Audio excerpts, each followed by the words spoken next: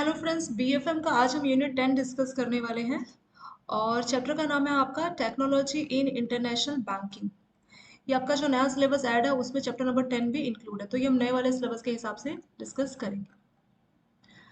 तो इसमें पूरा हम क्या पढ़ने वाले हैं, टेक्नोलॉजी को लेके कि बैंकिंग में कैसे कैसे टेक्नोलॉजी में एडवांसमेंट हुआ। ठीक है, बैंकों की टेक्नोलॉजी ग्रो हुई तो कैसे कैसे उसमें चेंजेस आया, वो सब चीज़ें इसमें हम डिटेल में डिस्कशन करेंगे। तो ऑब्जेक्टिव क्या है इस चैप्टर को पढ़ने का हमारा, understanding the evolution of technology. Evolution होता है किसी चीज का ग्रो होना, डेवलप होना। तो कैसे कैसे बैंकिंग के टेक्नोलॉजी में डेवलपमेंट देखने को मिला। फिर फिनटेक कंपनी का इवोल्यूशन किस तरह से हुआ। फिनटेक होता है क्या, फिन का फुल फॉर्म होता है फाइनेंशियल और टेक का मतलब होता है टेक्नोलॉजी। तो फाइनेंशियल और टेक्नोलॉजी कंपनीज काफी सारी ग्रो हुई तो उसके बारे में हम पढ़ेंगे। और फिर ब्लॉकचेन टेक्नोलॉजी के बारे में कि वो किस तरह से काम करता है, और डिलीवरी चैनल्स के बारे में हम डिस्कशन करेंगे। ठीक है, तो ये यहाँ से शुरू करते हैं। Introduction to digitalisation in international banking. तो जो इंटरनेशनल बैंकिंग है उसमें डिजिटलाइजेशन डिजिटलाइजेशन मतलब अभी कई सारी डिजिटल बैंकिंग वाली सर्विसेज हम इंटरनेशनल कस्टमर्स को इंटरनेशनल बैंकिंग के थ्रू दे रहे हैं। तो किस तरह से डिजिटलाइजेशन हुआ, कैसे कैसे, ये तो इसी के बारे में हम पढ़ेंगे। In the banking industry specially with regard to international banking technology are revolutions the profile of banking. तो टेक्नोलॉजी की वजह से जो बैंकों का प्रोफाइल है वो काफ़ी इंप्रूव हुआ है और कई सारे जो है बैरियर्स इसने पास किए। Opening door for new financial service provider. तो कई सारे फाइनेंशियल सर्विसेज आप उनको दे रहे हैं, स्पेशली वैसे तो नॉर्मल बैंकिंग के लिए भी, पर स्पेशली जैसे इंटरनेशनल बैंकिंग, आप जैसे मान लीजिए एनआरआई कस्टमर को कोई आप सुविधाएं दे रहे हैं। तो एनआरआई कस्टमर के लिए क्या बेटर है कि बहुत चीज़ें वो ऑनलाइन कर ले, क्योंकि वो बाहर रहता है और उसको कोई सर्विसेज जैसे पैसा रिमिट करना है, भेजना है, तो बहुत सारी सर्विस अगर वो ऑनलाइन कर लेगा तो उसके लिए काफ़ी जो है ईजी हो जाने वाला है। तो इन्हीं सर्विसेज की हेल्प से जो है कस्टमर्स को भी काफ़ी सपोर्ट मिल जाता है। और क्या रीज़न था कि क्यों बैंकों में ये डिजिटाइजेशन को इम्प्रूव किया गया। दूसरा रीज़न था कि जो स्टार्टअप है या इंटरनेट जायंट्स है या financial service provider outside the banking, मतलब कुछ ऐसे भी जो है बैंकिंग के जिनका रोल बैंकिंग का नहीं था, वो भी सभी बैंकिंग की सर्विसेज, फंड ट्रांसफर, आपने बहुत सारी ऐप भी देखी होगी कि आप पैसा जो है लोन के तौर पे 20,000 50,000 तक का ले सकते हैं बिना किसी सिक्योरिटी। तो बहुत सारी अभी जो है स्टार्टअप या फिर इंटरनेट जायंट्स, उन्होंने जो है इसमें बैंकिंग में अपना जो है स्टार्टिंग कर दी आना। तो इसीलिए बैंकों के ऊपर बहुत ज़्यादा स्ट्रेस था कि उनको भी ये मतलब फोर्स हुआ कि उनको भी डिजिटल रेवोल्यूशन लाना ज़रूरी है, क्योंकि अगर बाकी डिजिटल ऑनलाइन सुविधा अगर कोई और देगा तो बैंकों के कस्टमर उधर चले जाएंगे। तो इसीलिए उससे बचने के लिए बैंकों के पास डिजिटलाइजेशन के अलावा कोई दूसरा ऑप्शन था भी नहीं। बिल्डिंग ए ट्रूली डिजिटल बैंक। तो किस तरह से एक प्योर डिजिटल बैंक को बिल्ड किया जाएगा। Rethinking customer experience and developing efficient. तो पहले हमें कस्टमर के एक्सपीरियंस को दोबारा से सोचना पड़ेगा कि किस तरह से वो सोचते हैं। ठीक है, developing efficient effective operating models that facilitate open ecosystem of participating. तो इस तरीके का ओपन सिस्टम हो जिसमें सभी पार्टिसिपेट कर पाए, इस तरीके का टेक्नोलॉजी और ऑर्गेनाइजेशन स्ट्रक्चर हमारा होना चाहिए। मैनी ऑफ बैंक जिन्होंने ये जो टेक्नोलॉजी की स्टार्टिंग की, उन्होंने अपना जो आर्किटेक्चर था उसको री इंजीनियर किया, मतलब उसमें चेंजेस किया in order to support the updated development in the field of digital banking. मान लीजिए नया कोई डेवलपमेंट आ रहा है तो उसको जो है सपोर्ट करने के लिए आपको पुराना जो भी आपका आर्किटेक्चर है उसको क्या करना पड़ेगा, री इंजीनियर करना पड़ेगा, अगर स्पेशली हम बात करें इंटरनेशनल बैंकिंग के केस में। और इसमें हुआ क्या है कि जो बैंक है उन्होंने जो है अलग अलग अपनी स्ट्रैटेजीज बनाई है, और उसी हिसाब से कि वो इस डिजिटल एराना में, इस डिजिटल के टाइम पे कैसे कॉम्पीट कर पाएंगे, तो उसी स्ट्रैटेजी के हिसाब से उन्होंने अपने आर्किटेक्चर के बारे में भी सोचा है। और उनका पर्पस वही है कि जितना उनके पास, बैंकों के पास कैपिटल अवेलेबल है और जितना अवेलेबल जो है एक्सेप्टेबल टाइम फ्रेम, मतलब जितने टाइम के अंदर और जितनी कैपिटल के अंदर हो सके, उनको उसी तरीके की जो है स्ट्रैटेजी बनानी है ताकि कस्टमर का जो एक्सपीरियंस है वो इम्प्रूव किया जा सके। ठीक है, और इसमें और क्या क्या चीज़ें आ जाएंगी।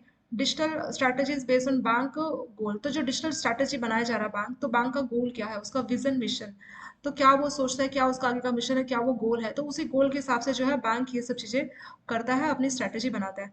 डिजिटल कैपेबिलिटीज असेसमेंट, इसमें हमें क्या करना पड़ेगा कि बिजनेस और जो आईटी कैपेबिलिटीज है जो कि बैंकों को डेवलप करना है, अपने पुराने मॉडल टेक्नोलॉजी को ध्यान में रखें, मतलब हमें डेवलपमेंट भी करना है पर साथ साथ पुराने मॉडल भी आपको ध्यान में रख के डेवलपमेंट करना चाहिए। तीसरा, alignment with existing platform and change required to support the desire. तो जो आपके पुराने प्लेटफॉर्म है जिसमें पुराने प्रोडक्ट आपके रन कर रहे हैं, तो उसी के साथ अलाइन होकर आपको टेक्नोलॉजी करनी, ताकि पुरानी टेक्नोलॉजी और पुराने जो प्रोडक्ट है वो भी आपको देखना होगा और उसी हिसाब से आपको अपना आर्किटेक्चर बनाना होगा। लास्ट पॉइंट आता है IT architecture alignment is a critical element in transformation. तो जो हमारे ऑपरेटिंग मॉडल है उसको चेंज करने में आईटी आर्किटेक्चर जो भी है वो काफी इंपॉर्टेंट रोल प्ले करेगा। And evolution of bank business and IT architecture, the entire process reengineering should involve traditional system of engagement and also current digital available use in back office, front office and other operation system. ताकि आपको इस तरह से improvement करना है ताकि हर तरह से चाहे आप बैक ऑफिस फ्रंट ऑफिस हर तरह से जो है कस्टमर का जो एक्सपीरियंस है वो इम्प्रूव किया जा सके। मतलब इसमें मेन कस्टमर को जो है इंपॉर्टेंस दी गई है। और क्योंकि अल्टीमेट अगर आपका कस्टमर सेटिस्फाई है तो ही आपके प्रोडक्ट सर्विसेज की ज़्यादा जो है आप बेच पाएंगे और उसी से आपका बिजनेस ग्रोथ जो है होगा। Once go ahead has decided the digital engineering roadmap with the operating model tarp. तो जैसे ही आपका गो अहेड कि हाँ सभी चीज़ें ठीक है, अब आप क्या करेंगे अपना डिजिटल री इंजीनियरिंग रोड मैप जो है तैयार करेंगे और उसमें बैंक अपना बजट रखेगा कि टारगेट आर्किटेक्चर क्या है, क्या हमें टारगेट है, किस तरीके का हमें आर्किटेक्चर बनाना है, कितना बैंकों का बजट है उसको लेके प्लान बनाएंगे, कौन कौन से रिसोर्सेज एप्लीकेबल है वो देखेंगे और कितना रिस्क एपेटाइट मतलब कितना बैंक रिस्क लेना चाहता है, कितने टाइम के अंदर कितनी कॉस्ट आएगी। ठीक है, ये सभी चीज़ें देख के और एक्सपेक्टेड रिटर्न कितना है। अगर हम अपनी पुराने आर्किटेक्चर को डेवलप करके नए प्रोडक्ट डिजिटल प्रोडक्ट के हिसाब से बनाएंगे तो कितना हमें इसमें प्रॉफिट आ सकता है। तो ये सब चीज़ें ध्यान में आपको रखनी पड़ेगी। द फॉलोइंग में B broadly thought and upgrading of bank digital री इंजीनियरिंग प्लान्स। तो इन सभी चीज़ों के लिए जो है बैंकों का जो है प्लान है उसको आपको री इंजीनियर करना होगा, यानी नए नए आर्किटेक्चर जो कि पुराने मॉडल को भी सपोर्ट करे उस तरह से हमें बनाना होगा। Making the bank more relevant to customers with more flexible financial and non. तो आप कस्टमर्स को क्या कीजिए, ज़्यादा फ्लेक्सिबल फाइनेंशियल और नॉन फाइनेंशियल प्रोडक्ट अवेलेबल कराइए। रिलेटिव प्रॉफिट ऑफ स्पीड, तो इसमें क्या है कि स्पीड या इन हाउस टैलेंट है उसका भी आपको बेनिफिट देखने को मिलता है। स्पीड क्योंकि काफ़ी चीज़ें डिजिटल हो जाएगी तो जो है काफ़ी फास्ट वे में जो है सपोर्ट वो करेगी। Developing the digital ecosystem and platform that deliver traditional and non traditional. तो इस तरह का इकोसिस्टम, इस तरह का डिजिटल प्लेटफॉर्म प्रोवाइड कराना ताकि ट्रेडिशनल मतलब पुराने या नॉन ट्रेडिशनल मीन्स जो नए प्रोडक्ट है कस्टमर को आप अवेलेबल करा सके। ऑर्गेनाइजेशन रेडीनेस टू रिसर्च, तो ऑर्गेनाइजेशन को भी रेडी होना पड़ेगा कि वो री असाइन री ट्रेनिंग अगर जरूरत पड़े तो नए जो है रिक्रूटमेंट करना पड़ेगा। ठीक है, री ट्रेनिंग क्योंकि अब नया डिजिटल प्रोडक्ट है। जैसे आपको मालूम है कि बैंकों में जब कंप्यूटर नहीं था, ठीक है 1995 और 2000 के आसपास जो बैंकों में कंप्यूटर आना स्टार्ट हुआ, तो उस टाइम पे क्या हुआ, अभी पुराने लोगों को कुछ आइडिया नहीं है, वो कंप्यूटर को चलाना भी नहीं चाहते, तो उनके लिए सारा काम कंप्यूटर बहुत डिफिकल्ट टास्क था। ठीक है, तो इसीलिए जो उनको पूरा ट्रेनिंग दिया गया कि किस तरह से कंप्यूटर इस्तेमाल होता है। तो सेम वैसे यहाँ पे भी है कि जब डिजिटल ग्रो होगा तो आपको ट्रेनिंग देनी पड़ेगी। ठीक है, री असाइन करना पड़ेगा, एडिशनल रिसोर्स या एडिशनल स्टाफ आपको रिक्रूटमेंट करने पड़ेंगे। जैसे मान लीजिए कोई जो ट्रेनिंग दे रहा है, अगर आप अपना स्टाफ ही बोलो कि स्टाफ ही ट्रेनिंग देगा तो आपको आईटी में जो स्पेशलिस्ट है उनको रिक्रूटमेंट करना पड़ेगा। पहले जो है आईटी स्पेशलिस्ट रिक्रूटमेंट नाम की कोई वैकेंसी नहीं आती थी अगर बैंकों की बात करें एसबीआई की, लेकिन अब एक ऐसी वैकेंसी आती है जिसमें आईटी स्पेशलिस्ट जिन्होंने आईटी में ही कंप्यूटर साइंस या आईटी से जो है अपना कंप्लीट किया होता है ग्रेजुएशन, वही लोग इसको फॉर्म को भर सकते हैं। तो ये क्यों आया, ये रिक्रूटमेंट इसीलिए आया क्योंकि रिक्वायरमेंट था। ठीक है, तो वो सब चीज़ें यहाँ पे बोली गई है। आपको प्रोएक्टिव होना पड़ेगा, मतलब कुछ हो जाए उससे पहले आपको सिचुएशन देखनी है। बहुत सारे बैंकों ने सिचुएशंस भाप ली थी कि अगर कंप्यूटर्स लेके नहीं आए तो उनकी ब्रांच उनको क्लोज करनी पड़ेगी। क्यों? क्योंकि जो भी प्राइवेट सेक्टर और जो फॉरेन बैंक थे उन सभी ने कंपटीशन किया था। तो अगर पब्लिक सेक्टर बैंक पीछे रह जाते तो नहीं हो पाता। तो उन्होंने टाइम से प्रोएक्टिव होके जो है अपने वहाँ पे कंप्यूटर को लेके आए, फिर स्टाफ को ट्रेनिंग दी। क्योंकि अब आपके मान लीजिए 1 लाख या 2 लाख स्टाफ है किसी भी बैंक के, अगर एसबीआई की बात करें जो कि सबसे बड़ा बैंक है तो 2-2.5 लाख यहाँ पे स्टाफ है। अब इतने सारे लोगों को ट्रेनिंग देना कितना बड़ा मतलब बहुत ज़्यादा टास्क होगा, बहुत बड़ा टास्क होगा, आप उसको सोच सकते हैं। तो पहले से प्रोएक्टिव होना ज़रूरी है। प्रोएक्टिव था ये बैंक और टाइम बेस्ड है तो लोगों को ट्रेनिंग देके जो है डिजिटल रेवोल्यूशंस किया, तो वो भी एक बहुत बड़ा टास्क रहता है। Self assessment and driving team work to react to change, तो जो मार्केट कंडीशंस जो चेंज हो रही है तो उसका सेल्फ असेसमेंट करना और टीम को ड्राइव मतलब साथ लेके चलना, और ताकि और साथ साथ मॉनिटरिंग करनी है कि कितना प्रोग्रेस हो रहा है। Regular interval and not simplify following, तो मतलब सिंपल एक प्लान को लेके नहीं चलना, हमें क्या करना है, हमें टीम वर्क के साथ और सेल्फ असेसमेंट करना है। असेसमेंट होता है आंकलन, खुद का आंकलन कि हम किस तरह से काम कर रहे हैं। प्रॉपर मॉनिटरिंग करना कि रेगुलर इंटरवल पे जैसे वीकली या मंथली आपने मॉनिटरिंग की, देखने के लिए कि कितना प्रोग्रेस हो रहा है इन सब में। ठीक है, ये सब आपका मेन मेन जो है बेसिक यहाँ पे बताया। ऐसा कुछ खास इंपॉर्टेंट इसमें लगा नहीं मुझे क्योंकि मतलब इसमें बेसिक है। अगर इस चैप्टर में जो इंपॉर्टेंट आपका होगा तो अभी तो नहीं, थोड़ी देर बाद कुछ प्रोडक्ट्स आएंगे। ठीक है, कौन कौन से जो प्रोडक्ट अवेलेबल है डिजिटल के, तो वो प्रोडक्ट आपका इंपॉर्टेंट है, क्वेश्चन आपका उसी में से पूछा जाएगा। ठीक है, चलिए नेक्स्ट टॉपिक देखते हैं, evolution of technology in international banking. कैसे कैसे इंटरनेशनल बैंकिंग में कैसे टेक्नोलॉजी की ग्रोथ हुई। तो 5 डिकेड मतलब एक डिकेड में 10 साल हो गए तो 50 साल, तो 50 साल में जो है पूरा जो है ट्रांसफॉर्मेशन देखने को मिला पिछले 50 साल में। ठीक है, तो इन स्टेजेस से हमारी बैंकिंग टेक्नोलॉजी गुजरी है। पहला स्टेज होता है आपका pre nationalisation period. Most of banking activities were manual in the view. तो आप जानते हैं कि ये कंप्यूटर तो 1990 95 2000 के टाइम से शुरू हुआ है। ठीक है, उससे पहले क्या था, सब कुछ मैनुअल होता था। लेक्चर और ये जो भी थी एंट्रीज आपकी किताबों में होती थी। पहले कोई भी कस्टमर आता था तो पहले हम बुकलेट लेते थे, और अभी क्या है कि कस्टमर, अभी ब्रांच का कोई फिक्स नहीं है, मतलब नॉन होम ब्रांच के कस्टमर को भी कुछ सर्विसेज कुछ लिमिट तक दी जा सकती, पर पहले ऐसा नहीं था। उस ब्रांच का रिकॉर्ड, उस कोई कस्टमर मान लीजिए उस एरिया में रहता, तो उसका रिकॉर्ड सिर्फ उसी एरिया के बैंक में था। मान लीजिए एसबीआई या एसबीआई की किसी गांव में कोई ब्रांच है, या एसबीआई की मेट्रो सिटी में कोई ब्रांच है, तो मेट्रो सिटी को इस ए के बारे में कुछ नहीं पता। वो तो जब से सीबीएस आपका सेंट्रलाइज बैंकिंग सिस्टम आया, तब से डेटा शेयरिंग रियल बेसिस पे होने लगी। और अगर आप 40-50 साल पहले जाइए, जब कंप्यूटर सब नहीं होते थे, तो कैसे कम्युनिकेशन होगी कस्टमर के बैलेंस की। अभी तो रियल टाइम बेसिस पे सब अपडेट हो जाता है सीबीएस की हेल्प से, पर जब सीबीएस नहीं था, जब सब कुछ मैनुअल था, तो तब ऐसा कुछ नहीं होता था। तो कस्टमर जो है बैंक का कस्टमर ना होकर उस ब्रांच का कस्टमर होता था। ठीक है, वो अगर किसी दूसरी ब्रांच में जाएगा तो उसको कोई सर्विसेज नहीं मिलेगी, पर धीरे धीरे जो है वो चेंज होता गया। और यहाँ पे देखते हैं, तब सब कुछ मैनुअल होता था, और ज़्यादातर जो जनता थी उस टाइम पे इलिटरेट थी, पढ़ी लिखी तब ज़्यादा नहीं थी। To take advantages of increase saving habits. तो जो लोग हैं घर पे पैसा जमा करते हैं, या फिर कुछ लोग जो बैंक में जमा करते हैं, तो घर का पैसा इकोनॉमी के लिए कोई बेनिफिट नहीं है, लेकिन वही पैसा अगर बैंक में जमा करते हैं तो कस्टमर को भी बेनिफिट है, क्योंकि घर पे रखे हुए पैसे में उसको कुछ इंटरेस्ट नहीं मिलेगा। उसी से जब बैंक में कर लेगा तो 6-7% का उसको इंटरेस्ट मिलता है। ठीक है, एक ही कस्टमर का बेनिफिट हो गया। दूसरा, बैंक का क्या बेनिफिट है कि उसी पैसे को लोन के तौर पे दे सकता है। तो मार्केट में जिनको लोन की जरूरत है, या जो इंडस्ट्रीज को जरूरत है, तो वो उस पैसे को इस्तेमाल करके अपने बिजनेस में लगा सकते हो। तो इसमें दोनों का फायदा, बैंकों का भी और कस्टमर का। और देखा जाए तो इकोनॉमी का भी फायदा है, क्योंकि वो जो इंडस्ट्रीज है जिसने बैंक से लोन लिया तो अपने बिजनेस को ग्रो कर सको, तो इसमें सबका फायदा है। यानी जो लोगों का जो सेविंग का हैबिट है उसको बढ़ाना, क्योंकि घर पे पैसा तो खर्च कर सकते हैं, लेकिन बैंक में होगा तो खर्चा कम होगा।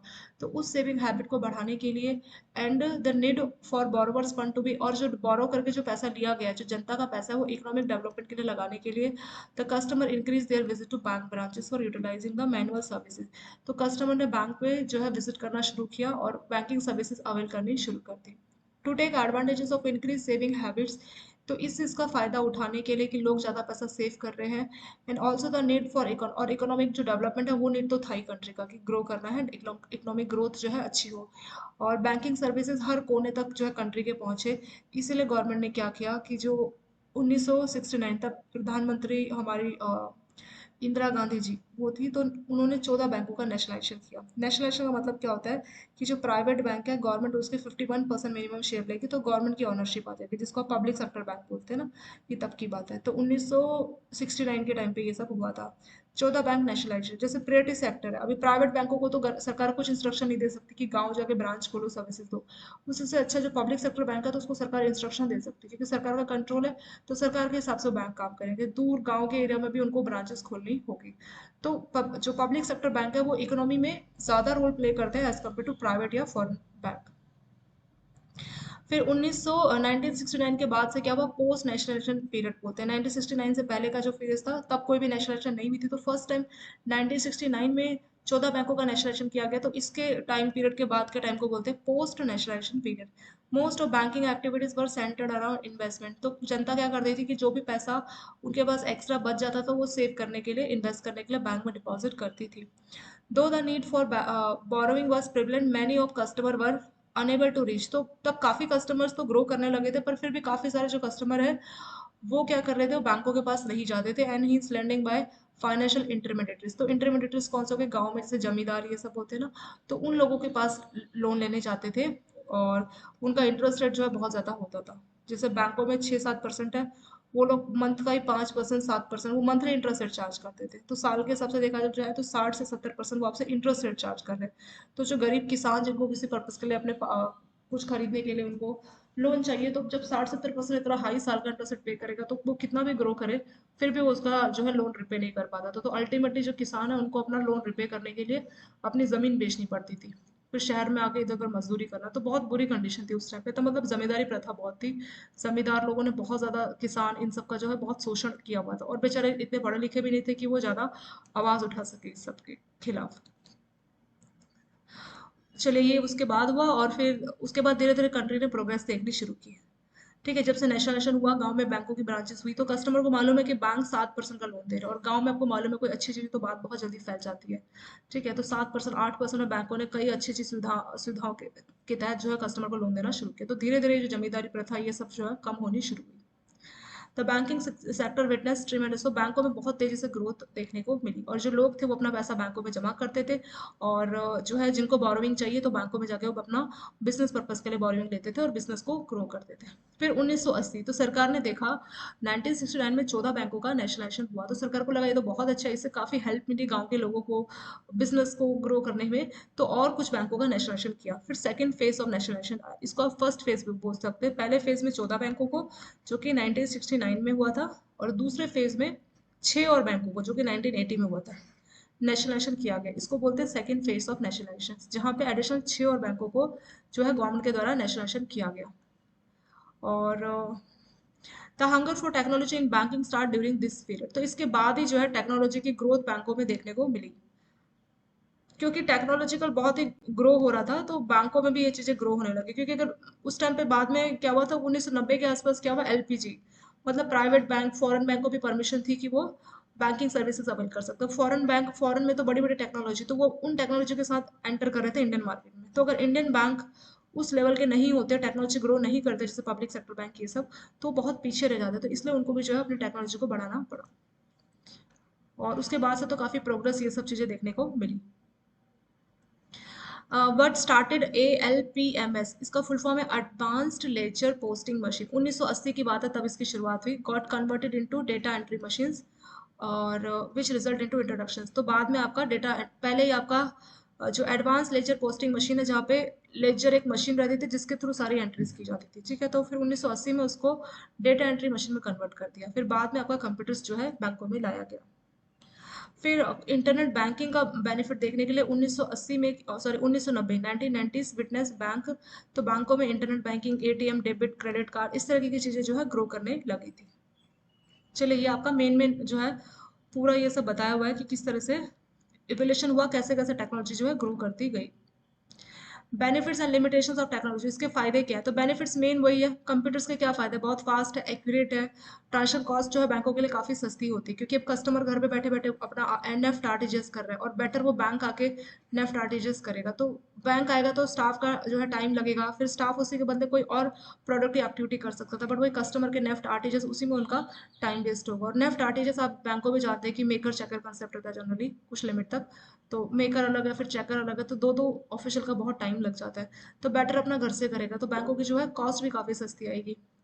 और कंप्लाइंसेस और रिडक्शन इन मैन पावर, कम लोग चाहिए, क्योंकि कस्टमर घर से ही अपना फ़ोन से ही, एटीएम से ही सब काम कर रहा है, तो स्टाफ की भी ज़रूरत नहीं है, मतलब कम जो है रिडक्शन इन मैन पावर। और ये सारे जो है फ़ायदे, कंटिन्यूटी इन बिजनेस और मैनेजमेंट इंफॉर्मेशन सिस्टम, MIS, मतलब सारा डेटा जो है स्टोर करना, तो ये सारी सुविधाएं मिल जाती है। इसके साथ इसके कुछ लॉस या लिमिटेशंस भी है। पहला लिमिटेशंस क्या है, it include cost in infrastructure, तो अब ये भी नुकसान है कि अब आपको बड़े बड़े टेक्नोलॉजी सेटअप करनी पड़ेगी, तो वहाँ पे आपको इन्वेस्ट भी करना पड़ेगा। तो नए नए कई बार टेक्निकल ग्लिचेस देखने को मिलते हैं, आपका सिस्टम कई बार हैंग हो जाता है। ठीक है, तो वो ग्लिचेस तो आपका रहेगा ही रहेगा। और कस्टमर बहुत से लोग ऐसे हैं जिनको ये ऑनलाइन बैंकिंग, नेट, इन सब में काफ़ी इंटरेस्ट नहीं है, और वो काफ़ी डरे डरे रहते हैं। खास करके 60+ के जो लोग हैं, उनको अगर आप बोलोगे कि बैंक मत आइए, आप घर पे अपना नेफ्ट आरटीजीएस करेंगे, तो वो काफ़ी डरे हुए रहते हैं। ठीक है, तो उन लोगों के लिए ऐसा नहीं है। Putting in control limit for withdrawal, तो इसमें क्या होता है कि जैसे बैंक में कैश विड्रॉल का ऐसा कोई लिमिट नहीं रहता, लेकिन जैसे आप एटीएम से कर रहे हैं तो 20,000, 40,000 ऐसे करके लिमिट रहता है। तो डिपॉजिट, इन सब का आपका लिमिट रहता है, तो इससे कस्टमर को थोड़ा इनकन्वीनियंस होता है। सिक्योरिटी इश्यूज भी कई बार आ जाते हैं, और साइबर क्राइम, वो तो है ही कि आपके मोबाइल या इंटरनेट के को हैक करके आपका पैसा कहीं जो है विड्रॉ कर लिया गया। ठीक है, और इस तरह के फ्रॉड, तो ये सब डिसएडवांटेजेस में या लिमिटेशन में आ जाएगा। ठीक है, ये आपका यहाँ पे हो गया। इसके साथ कुछ चेक योर प्रोग्रेस में क्वेश्चंस दिए। पहला, which of the following characteristics are evidence in adoption of technology, तो क्या क्या चीज़ें जो है टेक्नोलॉजी को अडॉप्ट करने से क्या क्या फायदे हुए। स्पीड और एक्यूरेसी बढ़ी, ease of doing business, ease of doing business मतलब आसानी से जो है बिजनेस कर सकते हैं, काफ़ी सुविधा इसमें मिलने लगी बिजनेस में। रिडक्शन इन मैन पावर, क्योंकि सारा काम आपका एटीएम ये मशीन से कर रही है, तो उतने मैन पावर, उतने स्टाफ की जरूरत नहीं है, तो सारे फायदे, तो आंसर हो जाएगा ऑल ऑफ दिस। इसमें बोला है कि जब हम बैंकों को पहले देखते हैं, When we look back into banking practices earlier and today, अगर हम पहले देखते हैं और अब देखते हैं, the basic differentiator factor in modern banking और traditional, तो मेन डिफरेंस आपको क्या लगता है पुरानी बैंकिंग, मॉडर्न और अभी की बैंकिंग में, क्या आपको डिफरेंस लगता है? इसमें कई सारे पॉइंट्स दिए दिए हैं कि जैसे ट्रेडिशनल बैंकिंग में मैनुअल होता था, मॉडर्न में सब कुछ टेक्नोलॉजिकल है। फिर बोला ट्रेडिशनल में कंप्लाइंसेस देखने होते थे, इसमें आपको बिजनेस ही देखना पड़ता है। ये काफ़ी ब्यूरोक्रेटिक था, अभी ये लिबरल है।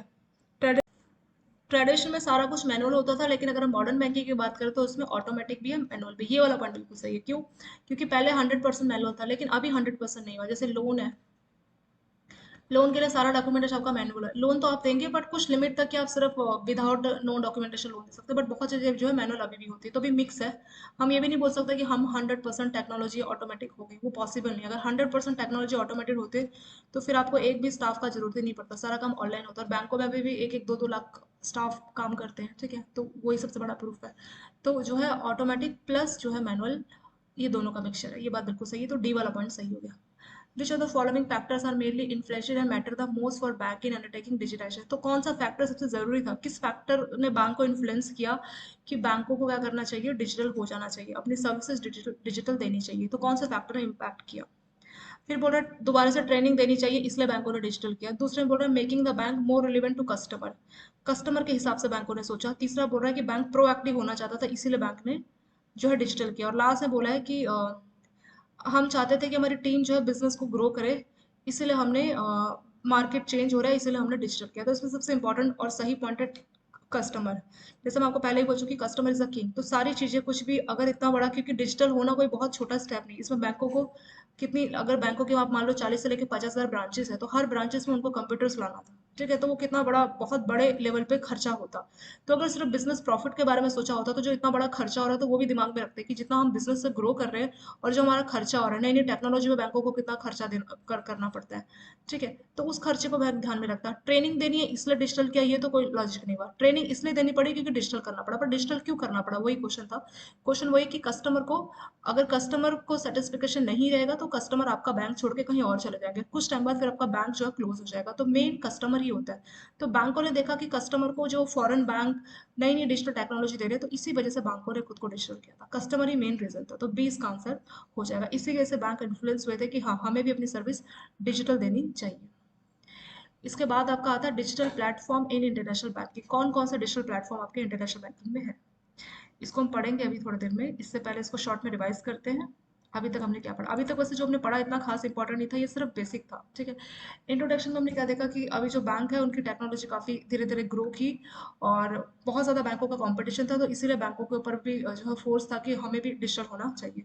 फिर बिल्डिंग ट्रिलियन डिजिटल बैंक, तो उसमें क्या क्या चीज़ें बताई है कि पहले के सिस्टम में ऐसा नहीं था, पहले सब चीज़ें मैनुअल होती थी, लेकिन अभी धीरे धीरे जो है डिजिटल होना शुरू हुआ। फिर बैंकों को जो है किस हिसाब से उन्होंने डिजिटल किया, तो उन्होंने अपनी जो है आर्किटेक्चर को चेंज किया, और गोल्स, विजन, मिशन, उसके हिसाब से बैंकों ने अपनी स्ट्रैटेजी बनाई इस चीज़ को लेके, और अपनी डिजिटल कैपेबिलिटीज़ का असेसमेंट किया कि कितना हम डिजिटल हो सकते हैं, और एग्जिस्टिंग मॉडल क्या है, नया मॉडल क्या रहेगा, वो सब बैंकों ने देखा।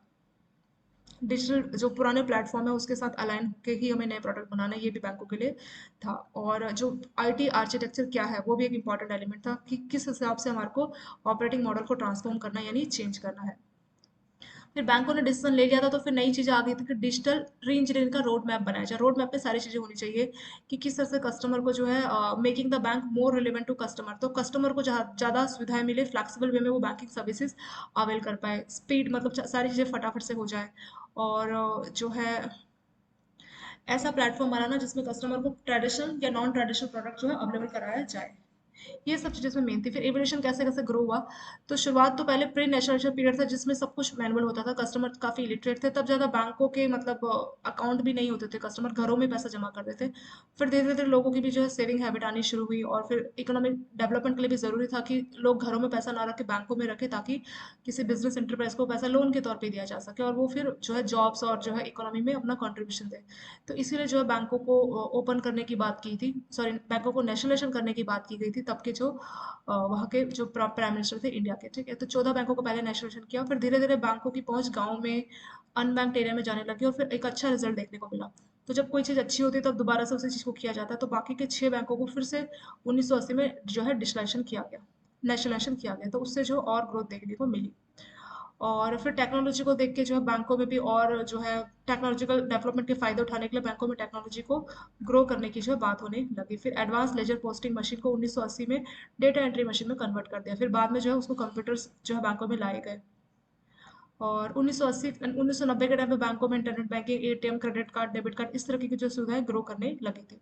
Benefit and limitation of technology, इसके फायदे और नुकसान की बात भी। तो फायदा तो सबसे बड़ा वही है जो आपके कंप्यूटर का कि सब एक्यूरेसी है, फास्ट है, बैंकों को चीज़ें सस्ती पड़ती है। किस वे में, क्योंकि कस्टमर घर से ही सब ट्रांसफर कर रहे हैं, नेफ्ट, आरटीजीएस, बैलेंस चेक। पहले वो हर चीज़ के लिए जो है अपना स्टेटमेंट चेक करना है, कुछ भी वो सब अपना घर से ही कर रहा है। पर पहले उसको बैंक आना पड़ता था, तो स्टाफ को इन्वॉल्व हो रहा है, जहाँ भी वो बैंक विजिट कर रहा है स्टाफ इन्वॉल्व है, तो डेफिनेटली वहाँ बैंकों का ट्रांजेक्शन कॉस्ट खर्चा ज़्यादा आएगा। पर कस्टमर सब खुद से कर रहे हैं तो हमारा कोई कॉस्ट भी नहीं आएगा। मैन पावर भी कम चाहिए, कम स्टाफ के बेसिस पे आप ज़्यादा काम कर सकते हो। तो ये सारे फायदे। लिमिटेशन में वही है, कई बार टेक्निकल ग्लिचेस, आपका सिस्टम हैंग कर जाता है या फिर इंफ्रास्ट्रक्चर में कोई आपको खर्चा करना पड़ रहा है और कस्टमर में भी इतनी अवेयरनेस नहीं है, और सिक्योरिटी इशू, साइबर क्राइम, तो ये सारे लिमिटेशंस में आ जाएगा। और लिमिट्स भी है, जैसे विड्रॉ इतना कर सकते हैं, डिपॉजिट इतना कर सकते हैं। तो जो ऑनलाइन चैनल है उसमें आपका विड्रॉल और डिपॉजिट का लिमिट है, तो ये कुछ लिमिटेशंस में आ जाएगा। फिर वही चेक योर प्रोग्रेस में तुमने क्वेश्चंस देख ही रहे थे कि क्या क्या इसके फायदे हैं। फायदे में वही सब है, स्पीड, एक्यूरेसी, ये सब है। दूसरे में हमने देखा था कि पुराने और आपकी बैंकिंग में डिफरेंस क्या है। तो पहले सब कुछ मैनुअल था 100%, अभी सब 50-50 आप बोल सकते हैं कि ऑटोमेटिक भी और मैनुअल भी है कुछ हद तक। और लास्ट क्वेश्चन है कि कौन सा ऐसा फैक्टर था जिसने बैंकों को इन्फ्लुएंस किया कि उसको अपनी सर्विसेज डिजिटल करनी चाहिए। तो सबसे बड़ा फैक्टर कस्टमर ही था, कि कस्टमर को फ्लैक्सिबल सर्विसेज दी जाए, और उसकी वजह से। और बाकी के जो पॉइंट लिखे वो उसके बाद ही है। जब कस्टमर को डिजिटल देना है तो उसके लिए स्टाफ को ट्रेनिंग देनी पड़ेगी, और बाकी चीज़ें उसके बाद से हुई थी। नेक्स्ट हेडिंग आता है हमारा digital product in international banking. तो कौन कौन से डिजिटल प्रोडक्ट इंटरनेशनल बैंकिंग में होते हैं। अभी से अगर हम देखा जाए तो थोड़ा बहुत इंपॉर्टेंट यहीं से शुरू हुआ है, इससे पहले आपका ज़्यादा कुछ खास इंपॉर्टेंट नहीं था। ठीक है, मेन इंपॉर्टेंट आपका यहीं से शुरू हुआ है चैप्टर।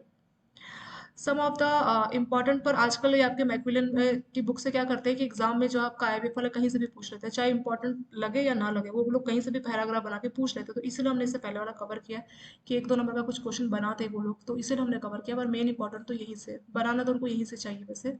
बट कई बार वो बहुत अनइम्पॉर्टेंट चीज़ों को भी जो है एग्जाम में दे रहे हैं, तो इसलिए जो है वो हमें कवर करना पड़ा। कौन कौन से डिजिटल प्लेटफॉर्म है। तो पहला आता है हमारा इनवर्ड रिमिटेंस ऑनलाइन, मतलब ऑनलाइन आप इनवर्ड रिमिटेंस कर सकते हैं। मतलब आप इंडिया में हैं और आप बाहर जॉब कर रहे हैं, तो आप बाहर से एनआरआई, आप बाहर जॉब कर रहे हैं और बाहर से अपने फैमिली मेम्बर्स को आप पैसा भेज सकते हैं, वो ऑनलाइन इनलैंड रिमिटेंस हो जाएगा। ऐसे एक आउटवर्ड रिमिटेंस, आउटवर्ड्स मतलब आप इंडिया में मान लीजिए और आपके बच्चे बाहर यूएसए में पढ़ाई कर रहे हैं कॉलेज में, तो आप उनके मेंटेनेंस का, कॉलेज फी का उनको खर्चा भेजना चाह रहे हैं, तो अब यहाँ से वहाँ डॉलर भेजेंगे, तो उसको बोलते हैं आउटवर्ड रिमिटेंस। तो ये चीज़ आप ऑनलाइन कर सकते हैं। ठीक है, तो डिफरेंस क्या है इनवर्ड रिमिटेंस में। एनआरआई बाहर का पर्सन इंडिया में पैसा भेजेगा तो उसको हम बोलेंगे inward remittance. Outward remittance Indian है, वो अपने बच्चों को जो कि यूएसए में पढ़ रहे हैं उनको क्या कर रहे हैं, पैसा भेज रहे हैं, तो उसको बोलते हैं आउटवर्ड रेमिटेंस। आउटवर्ड मतलब बाहर जाना, कहाँ से, इंडिया से। इसमें कंपैरिजन इंडिया से होता है, इंडिया से पैसा बाहर जाएगा तो उसको आउटवर्ड रेमिटेंस बोलेंगे। इंडिया में बाहर से पैसा आएगा तो उसको इनवर्ड बोलेंगे। इनवर्ड मतलब कम इन, पैसा आना। ठीक है, तो ये आपको समझ में आएगा इसमें होता क्या है। इसको इस्तेमाल कौन करता है इनवर्ड रेमिटेंस, जैसे एनआरआई है कोई पर्सन, वो बाहर से इंडिया में पैसा भेजना चाहता है। ठीक है, तो उनके पेरेंट्स से, मान लीजिए इंडिया में रहते हैं वो लोग, अपने पेरेंट्स के नाम पे हर साल, हर महीने वो 5,000 या 10,000 डॉलर भेजता है, तो वो उसके लिए इनवर्ड रेमिटेंस हो गया, क्योंकि वो इंडिया में भेज रहा है। आउटवर्ड रेमिटेंस, अभी पेरेंट्स है और उनके बच्चे बाहर पढ़ते हैं, तो वो हर महीने 5,000 उनके मेंटेनेंस का खर्चा बाहर भेजते हैं, तो वो आउटवर्ड रेमिटेंस हो जाएगा। ठीक है, ये यहाँ पे हमारा हो गया। इनवर्ड रेमिटेंस ऑनलाइन क्या है, ये एक सिक्योर्ड प्लेटफॉर्म, ये एक सिक्योर्ड पोर्टल है for online inward remittance from across the overseas location. Overseas मतलब इंडिया के छोड़ के आप दुनिया के किसी भी कोने में, वहां से आप इंडिया में पैसा भेज सकते हैं इसकी हेल्प से। Online money transfer from across the globe, दुनिया के किसी भी कोने से आप इंडिया में पैसा भेज सकते हैं by NRIs from their country of location और एनी ओवरसीज बैंक। तो वो या तो अपनी कंट्री से, खुद से अपने लोकेशन से, या अपने बैंक के पास जाके, जो ओवरसीज बैंक है। और जो कस्टमर है वो कौन सी कंट्री में होना चाहिए, जो एनआरआई जो पैसा भेज रहे हैं इंडिया में, वो FATF कंप्लाइंट कंट्री होना चाहिए। फाइनेंशियल एक्शन टास्क फोर्स, ये कौन सी कंट्रीज होती है, ये कंट्रीज एंटी मनी लॉन्ड्रिंग, मतलब टेररिज्म फाइनेंस या एंटी मनी लॉन्ड्रिंग के लिए पैसे को इस्तेमाल ना किया जाए, तो ये कंट्री कुछ रूल्स और रेगुलेशन बनाती है। तो जो जो कंट्रीज इस FATF कंप्लाइंट इस ग्रुप का पार्ट है, तो वो कंट्रीज जो है इनके रेगुलेशंस और गाइडलाइंस को फॉलो करती है, ताकि जो है एंटी मनी लॉन्ड्रिंग इस तरह की चीज़ों में जो है पैसे को ना लगाया जाए। ठीक है, तो फाइनेंशियल एक्शन टास्क फोर्स। तो वो जो कस्टमर है वो कौन सी कंट्री में होना चाहिए, FATF कंट्री में होना चाहिए, तभी वो ऐसा कर पाएगा, तभी उसको इनवर्ड रेमिटेंस की सुविधा मिलेगी। अगर FATF कंप्लाइंट कंट्री नहीं है तो मान लीजिए किसी भी कंट्री में जहाँ पे कोई टेररिस्ट वो वहाँ से पैसा इंडिया में भेज देगा तो काफ़ी गलत एक्टिविटी इंडिया में बढ़ सकती है। तो इसीलिए जो है जो FATF कंप्लाइंट कंट्री है वही इनवर्ड रेमिटेंस वहीं वाली कंट्रीज के बैंक से और वहीं से जो है कस्टमर जो है इनवर्ड रेमिटेंस कर सकता है। NRI to get registered on internet banking, तो वो कैसे करेगा जो NRI होगा यहाँ का, तो पहले अपना इंटरनेट बैंकिंग प्लेटफॉर्म रजिस्टर्ड करेगा of their bank and get log in ID and password from the bank. तो बैंक उसको लॉग इन ID और पासवर्ड देगा। पासवर्ड और आईडी लेने के बाद registered the receivers detail, receivers कौन, जैसे मान लीजिए इंडिया में उसके पेरेंट्स है तो अपने पेरेंट्स की डिटेल वो डालेगा वहाँ रजिस्टर करेगा। And bank detail of receivers मतलब उसका कौन से बैंक में अकाउंट है, मान लीजिए उनके पेरेंट्स का इंडिया के SBI में अकाउंट है तो बैंक डिटेल्स डालेगा। Give the receiver inform and book the transaction, receivers यानी जो भी आप जैसे मान लीजिए अपने पेरेंट्स को पैसा भेज रहे हैं तो उनको इन्फॉर्म करेगा एंड फिर पैसा जो है ट्रांसफर कर देगा। पर्पस कोड भी रहता है, मतलब किस पर्पस के लिए आप पैसा भेज रहे हैं, मेंटेनेंस के लिए या उनके पेरेंट्स के मेडिकल खर्चे के लिए, तो वो सब जो है अपनी पर्पस डिटेल में रहता है। पर्पस जनरली रहता है बट किसी किसी केस में ये ऑप्शनल रहता है आपका, पर अगर ऑनलाइन रेमिटेंस है तो वहाँ पे ये ऑप्शन आपको फिल करना रहेगा। और किसी किसी bank many bank only allow current account transactions and regulatory guidelines need to be added to the remittance, तो रेमिटर जो है जो पैसा भेज रहा है उसको रेमिटर की जो रेगुलेटर की जो गाइडलाइंस वो जो है पूरी करनी होती है। इसका फायदा इसमें क्या हुआ कस्टमर को, सबसे बड़ा तो फायदा ये हुआ कि quick and seamless transfer from any country, किसी भी दुनिया के कोने से किसी भी कंट्री से जो कि FATF कंप्लाइंट कंट्री, हमने यहाँ भी देखा था ना FATF कंप्लाइंट होना बहुत जरूरी है। तो किसी भी कोने से अगर आप FATF कंप्लाइंट कंट्री तो आसानी से पैसा भेज सकते हैं। Fixed and fair exchange rate, तो जो एक्सचेंज रेट है जैसे वहां से वो डॉलर भेज रहा है पर किस रेट में जो है वो एक्सचेंज कर रहा है करेंसीज को, तो वो भी फेयर रहते हैं। 24/7 कस्टमर सपोर्ट, तो कस्टमर सपोर्ट आपको 24 घंटे 7 दिन मिलता है। तो ये सब आपका इनवर्ड रेमिटेंस हो गया। अब हम सेकंड पढ़ेंगे आउटवर्ड रेमिटेंस ऑनलाइन, ये किस तरह से किया जाता है। हम डिजिटल प्लेटफॉर्म पढ़ रहे हैं। डिजिटल प्लेटफॉर्म मतलब ऐसे कौन कौन से प्लेटफॉर्म है जिसके थ्रू आप डिजिटल मोड में बैंकिंग सर्विसेज को अवेल कर सकते हो। तो पहला आपका हो गया इनवर्ड रेमिटेंस। अब हम दूसरा पढ़ेंगे जिसका नाम है आउटवर्ड रेमिटेंस। तो आउटवर्ड रेमिटेंस क्या है, अब इंडिया में इंडिया से बाहर अगर आप पैसा भेज रहे हैं तो उस केस में क्या होगा। एक क्विक एंड सीमलेस, ये भी ऑनलाइन पोर्टल है फॉर आउटवर्ड रेमिटेंस। आप इंडिया से बाहर पैसा भेजना चाह रहे हैं तो आप आउटवर्ड रेमिटेंस ऑनलाइन का इस्तेमाल करेंगे। रेजिडेंट या जो NRIs है ऑन रिक्वेस्ट थ्रू एप्लीकेशन, तो बैंक को एक एप्लीकेशन देंगे कि हमें outward remittance online ID password चाहिए, तो बैंक आपका KYC जो भी है उसको चेक करके अपनी गाइडलाइंस के हिसाब से आपको ये सुविधा देगा। ठीक है। Log in ID and password generated by the bank, तो बैंक आपके लिए जो है ID और पासवर्ड जनरेट करेगा। और प्रोसेस फॉलो, इसमें किस तरह से आप कैसे आप काम करेंगे। Select the forex tab in the, आप इंटरनेट बैंकिंग पे लॉगिन करेंगे बैंक के, फिर वहाँ पे एक फॉरेक्स टैब रहेगा, उस टैब पे आप क्लिक करेंगे। ऐड बेनिफिशियरी, जैसे आप नॉर्मली पैसा ट्रांसफर करते हो तो सेम वैसे ही कि बेनिफिशियरी की डिटेल्स को आप ऐड करेंगे। और फिर आप उसमें क्या करेंगे, जो बेनिफिशियरी को आप ऐड करते हैं तो उसमें नाम आता है ना बेनिफिशियरी, जनरली कुछ बैंक आधा घंटा या कुछ बैंक 24 आवर्स भी लेते हैं। तो उसके बाद अगर हम बात करें तो बेनिफिशरीज का आप लिस्ट सेलेक्ट करेंगे और फिर आप पर्पस कोड देखेंगे और फिर जो इससे जो भी पर्पस कोड है उसके अलावा कोई एडिशनल डिटेल है तो डाल के जो है पूरे डिटेल के साथ पैसा भेज देंगे। बैंक में प्रोवाइड इंटरनल कंट्रोल लिमिट, तो बैंक क्या कर सकता है, आपको एक लिमिट रख सकते हैं कि आप आउटवर्ड रेमिटेंस मतलब इंडिया से बाहर भेज रहे हैं, जैसे आप जानते हैं LRS के तहत 2,50,000 या भेज सकते हैं, तो उसी लिमिट के तहत आपको भेजना होगा, या ओवरऑल बैंक ने लिमिट लगा रखी है या पर ट्रांजेक्शन की कोई लिमिट है तो उस लिमिट के हिसाब से आप पैसा भेज पाएंगे। जैसे आपका जो है ट्रांजेक्शन का स्टेटस पूरा हो जाएगा तो उसके बाद आपको एक तरह से आपका ID जनरेट हो जाएगा जिसको आप MT103 बोलते हैं, इसको आप एक तरीके का रेफरेंस नंबर बोल सकते हैं। इसके फ़ायदे क्या हुए, फ़ायदे ऑलमोस्ट सबके सेम है कि बहुत फास्ट इजी वे में आपको आउटडोर रेमिटेंस हो गया, बहुत ही सिक्योर्ड है। ठीक है, सिक्योर्ड पैसा है। और इंटरनेट बैंकिंग के थ्रू आप आसानी से पैसा भेज सकते हो और उसमें करेंसीज कौन कौन से परमिसेबल है उसी करेंसीज को आप बाहर जो है भेज पाएंगे। और शेड्यूल 3, आपको मालूम है कि जो फेमा एक्ट है उसके शेड्यूल 3 में किस किस को आप रेमिटेंस कर सकते हैं, कौन कौन किस किस पर्पज़ के लिए आप रेमिटेंस कर सकते हो, तो यहाँ पे भी वैसे ही है। ऑनलाइन भी आप जो जो पर्पज़ शेड्यूल 3 में बताए उस पर्पज़ के लिए आप ऑनलाइन पैसा बाहर रेमिटेंस कर सकते हैं। Education, family maintenance, self transfer, health services, NRI को आप रिपार्टेशन कर रहे हैं, इन सभी पर्पज़ को आप डायरेक्टली पैसा भेज सकते हैं और 24/7 ये सुविधा आपको अवेलेबल है। इसमें एक रहता है world checklist and outward remittance to comply, तो जो भी आउटवर्ड रेमिटेंस करेगा तो उसको US, यूनाइटेड नेशन, FATF जो सैंक्शनड है उससे कंप्लाई होना पड़ेगा, मतलब इन्होंने कुछ गाइडलाइंस दिए तो उस गाइडलाइंस का पालन करना पड़ेगा। चलिए ये आपका मेन मेन हो गया, तो दो हमने पढ़ लिया, दो डिजिटल प्लेटफॉर्म के बारे में पढ़ा। अब हम तीसरे के बारे में पढ़ेंगे। तीसरे का नाम है ट्रेड फिनेंस पोर्टल। तो ये पोर्टल किसके काम आता है, ये आपका ऑनलाइन पोर्टल है जो कि वेब के तौर मतलब वेब ऑनलाइन पोर्टल है फॉर इंटरनेशनल ट्रेड ट्रांजेक्शन, तो इंटरनेशनल में जो ट्रेड ट्रांजेक्शन हो रही है इम्पोर्ट और एक्सपोर्ट उनके लिए ये, तो वेब बेस्ड ऑनलाइन पोर्टल है for bank of the bank, bank का पोर्टल है for the trade finance transaction which enable, जैसे आपको मान लीजिए प्री शिपमेंट या पोस्ट शिपमेंट के थ्रू पेमेंट चाहिए या बायर्स क्रेडिट आपको चाहिए इंपोर्टर्स को, तो उस केस में जो है वो ऑनलाइन इस इसके लिए अप्लाई कर सकता है, इसके थ्रू, ट्रेड फाइनेंस पोर्टल के थ्रू। और customer of the bank to initiate, जो कस्टमर है वो इनिशिएट करेगा, और जो भी उसकी ऑथराइजेशन जो ट्रेड फाइनेंस होगी, पेपरलेस बिना डॉक्यूमेंट्स के वो जो है अपनी उसको जो है फाइनेंस इसमें अवेलेबल हो जाता है। ये anywhere any time banking for international, तो जो इंटरनेशनल के थ्रू ट्रेड ट्रांजेक्शन करना चाह रहे हैं, ट्रेड ट्रांजेक्शन तो ऑनलाइन वो अपना कर सकते हैं। ऑल ट्रेड ट्रांजेक्शन, इसमें हर तरह की आपकी ट्रेड मतलब बिजनेस को लेकर जो ट्रांजेक्शन होगी, जैसे इंपोर्टर और एक्सपोर्टर की, ये स्पेशली इंपोर्टर एक्सपोर्टर के लिए ही है। इंपोर्टर को जैसे बायर्स क्रेडिट अगर उसको चाहिए होगा, या एक्सपोर्टर को चाहिए pre shipment post shipment credit, तो इसके थ्रू जो है ऑनलाइन वो कर सकता है। इसके फायदे क्या है?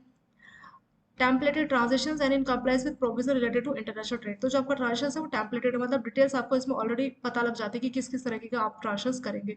बल्क अपलोड फैसिलिटी अवेलेबल, तो इसमें बल्क अपलोड का भी ऑप्शन रहता है। बल्क अपलोड क्या होता है? जैसे आपने कई बार आपको आपके जिस ब्रांच में आप काम करते हो, तो आपके आसपास के एरिया में जैसे मान लीजिए कोई कोई पेट्रोल पंप है जहाँ पे वो अपने कस्टमर को, मतलब अपने जो स्टाफ है उनको सैलरी देना चाह रहे हैं, तो आप बल्क अपलोड करते होंगे ना। आपका सीबीएस में एक सिस्टम होता है जिसमें दो ऑप्शन है, या तो अगर आपको मान लीजिए 50 लोगों को नेफ्ट करनी है, अकाउंट सेम डेबिट होना है, और 50 जो है सैलरी एम्प्लॉय जो कि वहाँ जॉब करते हैं मान लीजिए पेट्रोल पंप में, तो उनके अकाउंट में क्रेडिट होना, तो उसको 50 बार नेफ्ट करना पड़ेगा। 50 बार नेफ्ट करना पड़ेगा, उसमें मेकर को भी 50 बार और चेकर को भी 50 बार देखना पड़ेगा, तो टाइम वेस्ट है।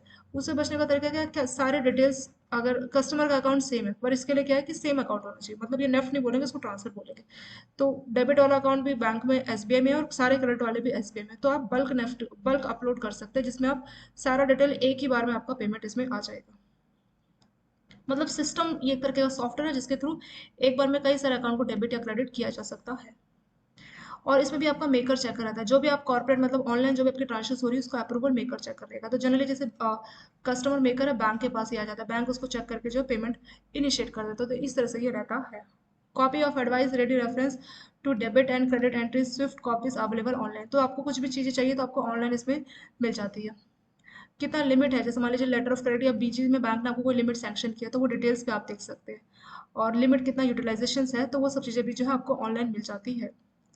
रोल बेस्ड डैशबोर्ड, और कोई भी मतलब जैसे मान लीजिए overview of pending actionable items, कोई भी चीज़ मान लीजिए अगर पेंडिंग है, जैसे आईडीपीएमएस ईडीपीएमएस, ये सभी अभी आपका आएगा। यहाँ पे क्या है, एक्सपोर्टर इंपोर्टर क्या करते हैं, रिपोर्टिंग करते हैं। तो कोई भी चीज़ अगर पेंडिंग है जो आपको करनी है, तो आपको डैशबोर्ड में वो सब चीज़ें इसके वहाँ प्लेटफॉर्म के डैशबोर्ड में आपको शो करेगा, ताकि आप उसको कर सकें। ठीक है, तो ये आपका यहाँ पे मेन हो गया। चलिए इसके साथ ये पार्ट 1 यहाँ पे कंप्लीट करते हैं, क्योंकि ये चैप्टर बड़ा है, अभी 15-20 पेज है इस चैप्टर में, कम से कम 19-20 पेज है। तो उनको करने के लिए हमें कम से कम 3 पार्ट में तो लगेगा ये ना। तो पार्ट 2 से हम आगे डिस्कस करेंगे। शॉर्ट में चले इसको रिवाइज करते हैं, और फिर ये वाला पार्ट हम कंप्लीट करते हैं। चेक योर प्रोग्रेस के बाद से था ना, ठीक है। हाँ, digital platform and internet. Digital platform मतलब ऐसे कौन कौन से ऑनलाइन प्लेटफॉर्म अवेलेबल है जो कि इंटरनेशनल बैंकिंग, मतलब कस्टमर जो है ऑनलाइन बैंकिंग कर सकता है, और इसका नाम है इंटरनेशनल बैंकिंग। मतलब ये इंडिया में कोई कस्टमर है, उसको दूसरे इंडियन को भेजना है, तो उसके लिए नहीं है। इंटरनेशनल मतलब इंडिया से बाहर, बाहर से इंडियन, उस तरह के कस्टमर के लिए। जैसे इनवर्ड रेमिटेंस क्या होता है, ये बाहर से इंडिया में पैसा भेज रहा है, एनआरआई है, वो अपने पेरेंट्स को पैसा भेज रहा है, वो इनवर्ड रेमिटेंस है। तो इसमें क्रॉस बॉर्डर इन्वॉल्व हुआ। ऐसे आउटवर्ड इंडिया से बाहर पैसा पैसा भेज रहा है, ये भी क्रॉस बॉर्डर है। तीसरा हमने देखा ट्रेड फाइनेंस, ये किसके लिए, एक्सपोर्टर इंपोर्टर के लिए। एक्सपोर्टर कौन होता है, यहाँ से बाहर सामान भेज रहा है तो पेमेंट आएगी। इंपोर्टर कौन है, बाहर से यहाँ सामान मंगवा रहा है, पेमेंट भेजनी है। तो इन सब में जो भी आपने अभी तक प्लेटफॉर्म देखे, सब में जो है क्रॉस बॉर्डर इन्वॉल्व है। मतलब ये जितने भी हम प्लेटफॉर्म पढ़ रहे हैं डिजिटल प्लेटफॉर्म, ये काम हमारे इंडियन के काम नहीं है, मतलब ये इंडिया से बाहर, बाहर से इंडिया, उसी पर्पज के लिए जो है ये प्लेटफॉर्म बनाए गए। इनवर्ड रेमिटेंस ऑनलाइन में क्या है, एनआरआई को उसके पेरेंट्स इंडिया में रहते हैं, हर महीने कुछ पैसा भेजना है, तो वो इनवर्ड रेमिटेंस के थ्रू ऑनलाइन ऐसा कर सकता है। बट कंडीशन क्या है कि जिस कंट्री में एनआरआई होना चाहिए, तो वो कंट्री एफएटीएफ कंप्लाइंट कंट्री होनी चाहिए। एफएटीएफ कुछ कंट्रीज का ग्रुप है जो इसकी मेंबरशिप लेती है, एफएटीएफ वो उसकी गाइडलाइंस को मानती है, और गाइडलाइंस ऐसी बनाई जाती है कि टेररिज्म या आपका एंटी मनी लॉन्ड्रिंग, इस तरह की एक्टिविटीज़ को रोका जा सके। ठीक है, मनी लॉन्ड्रिंग इस सबको बचाने के लिए ये गाइडलाइंस बनाती है। तो जो जो कंट्रीज की मेंबर है वो उस गाइडलाइंस को मानती है। तो इसमें क्या होगा कि आप जो एनआरआई है, जो पेरेंट्स को पैसा भेजना चाह रहा है, तो एनआरआई को रजिस्टर्ड होना पड़ेगा, बैंक उसको ऑनलाइन आईडी और पासवर्ड देगा, और वो ऑनलाइन ही रिसीवर का सारा डिटेल एंटर करके जो ऑनलाइन पैसे भेज सकता है। तो फायदा क्या है, जैसे आपको इंटरनेट बैंकिंग का फायदा सेम ये भी वैसे ही 24/7। और पर फर्क इतना है, यहाँ पे उसको वो बाहर से यहाँ भेज रहा है, तो एक्सचेंज रेट लगेगा, तो एक्सचेंज रेट भी आपको फेयर मिल जाते हैं, और क्विक मतलब फास्ट सारा काम आपका हो जाता है। आउटवर्ड रेमिटेंस, इंडिया से बाहर भेजना है, तो कोई रेजिडेंट है या कोई एनआरआई है, वो इंडिया से बाहर पैसा भेजना चाह रहा है तो उसको आउटवर्ड रेमिटेंस की सुविधा मिलती है, पर बैंक चेक करेगा कस्टमर को, कस्टमर का केवाईसी या जो भी बैंकों की गाइडलाइंस है इसके रिगार्डिंग, अगर कस्टमर वो सब पूरी करता है तो बैंक क्या कर सकता है, उसको आईडी और पासवर्ड देगा। इसमें भी बिल्कुल वैसे ही है, बेनिफिशियरी की डिटेल्स डालनी पड़ेगी और बेनिफिशियरी को एंटर करके पैसा भेजना होगा, और लास्ट में आपका रेफरेंस नंबर भी जो है जनरेट होगा। इसका भी वही फायदा, फास्ट ईजी कन्वीनियंट है और सिक्योर्ड वे में आप पैसा ट्रांसफर कर सकते हैं। किस किस को पैसा भेज सकते हैं, तो शेड्यूल 3 ऑफ फेमा एक्ट में बताया कि कौन कौन एलिजिबल है पैसा लेने के लिए, उन सबको आप भेज सकते हैं एज पर फेमा एक्ट के हिसाब से। फैमिली को पैसा भेजना मेंटेनेंस के लिए, मतलब आपकी फैमिली मान लीजिए बाहर रह रही है, उनको खर्चे के पैसे चाहिए, उनके एजुकेशन के लिए, आपका सेल्फ ट्रांसफर मतलब खुद को ही आप ट्रांसफर कर रहे हैं, हेल्थ सर्विसेज के लिए, ये सब चीज़ के लिए पैसा मिल जाता है। ऐसे लास्ट आता है ट्रेड फाइनेंस पोर्टल। ये पोर्टल क्या है, ये इंपोर्टर और एक्सपोर्टर्स के लिए ट्रेड की वो ट्रांजेक्शन करना चाह रहे हैं, पर कौन सा, इंटरनेशनल ट्रेड, ये जरूरी है, इंटरनेशनल ट्रेड इंपोर्ट कर रहे हैं एक्सपोर्ट कर रहे हैं, उनको थ्रू उनको कोई पेमेंट आ रही है तो उन सबको ये कर सकता है। ये भी वैसे ही ऑनलाइन की तरह काम करता है, इसमें आईडी और पासवर्ड दिया जाएगा। और इसमें क्या है, जैसे इंपोर्टर है, बायर्स क्रेडिट या एक्सपोर्टर, उनको प्री शिपमेंट पोस्ट शिपमेंट के थ्रू कोई पेमेंट आनी है तो वो इसके थ्रू जो है उसको ले सकता है। फायदे क्या है, बल्क अपलोड की सुविधा इसमें रहती है, इसमें मेकर चेकर का जो है कंसेप्ट रहता है, और कोई भी आपको कॉपीज चाहिए जैसे स्विफ्ट कॉपी, ये सारी चीज़ आपको ऑनलाइन अवेलेबल हो जाती है। कितना लिमिट सैंक्शन हुआ है एलसी या बीजी का, वो लिमिट भी आप चेक कर सकते हैं। और आपका एक रोल बेस्ड डैशबोर्ड रहता है जिसमें अगर कुछ चीज़ आपकी पेंडिंग है, कुछ ऐसे काम जो आपको करने जो आपकी पेंडिंग है, जैसे आईडीपीएमएस में आपको डिटेल डालनी है, ईडीपीएमएस में, तो वो सब आपको पेंडिंग लिस्ट शो करता है और आप उसको पूरा कर सकते हैं। चलिए, ये हमने 3 प्लेटफॉर्म पढ़े ऑनलाइन डिजिटल मोड वाले, और भी हैं जैसे फॉरेन एक्सचेंज रेट पोर्टल, ईडीपीएमएस, ये सब हम पार्ट 2 से डिस्कस करेंगे। इसे थोड़ा सा आप लोग देख लीजिए, और thank you so much for watching this video.